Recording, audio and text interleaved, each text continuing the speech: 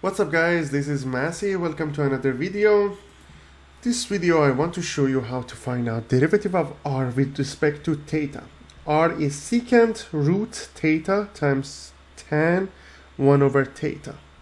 So what we need to do, we need to use both chain rule differentiation and also we need to use product rule. What does that mean when we are talking about product rule?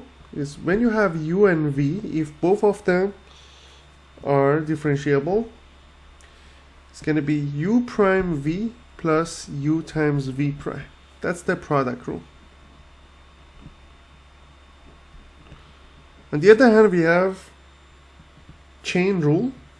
Chain rule is saying that dy over dx equals to dy with respect to u times du with respect to x. So we have the same thing here.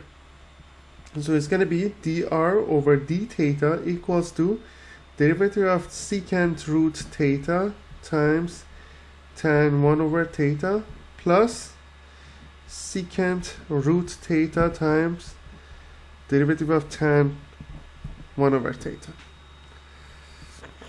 So derivative of secant of square root of theta is going to be 1 over 2 root theta times derivative of secant is secant times tan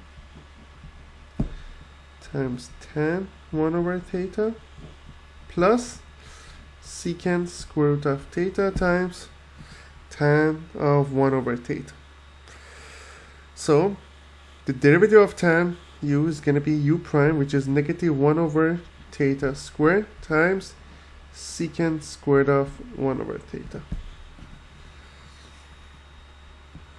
So it's going to be 1 over 2 root theta times secant root theta times tan root theta times tan 1 over theta minus 1 over theta squared times secant of square root of theta times secant squared of 1 over theta.